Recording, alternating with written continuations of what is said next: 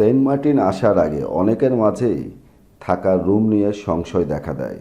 তাই আজ আপনাদের মাঝে সেন্ট মার্টিনের একটি বাজেট রিসোর্টের রিভিউ নিয়ে হাজির হলাম। এটি রূপসী বাংলা রিসোর্ট।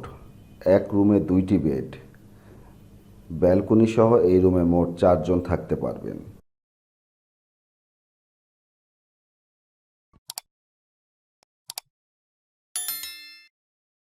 এই হচ্ছে বাথরুম। কমোডটি মোটামুটি মানের। রয়েছে ব্যালকনি বসে সি বিচের ভিউ না পেলেও নানা রকমের গাছগাছালি, মুক্ত হাওয়া ও সি বিচের শব্দ উপভোগ করতে পারবেন।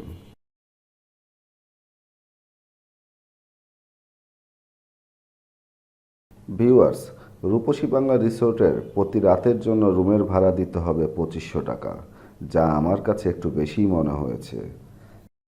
রুম চেক আউটের সময় সকাল 11টা, চেক ইনের সময় দুপুর 1টা। এই রুম ও পাশে আরেকটি রুম নিয়ে আমরা এখন বেরিয়ে পড়লাম সেন্ট মার্টিন দ্বীপের জেটি ঘাটের দিকে।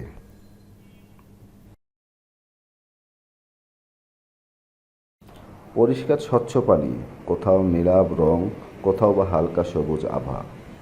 যত দূর চোখ যায় পানির নিচে সব কিছু স্পষ্ট। এ এক অপূর্ব দৃশ্য।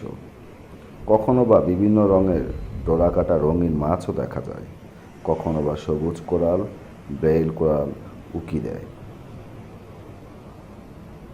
হয়তো দেখবেন মাছ ধরা নৌকাগুলো নোঙর ফেলে অলস ভঙ্গিতে পড়ে আছে, আর সাগর পাড়ের প্রবাল পাথর এদিক সেদিক পড়ে আছে।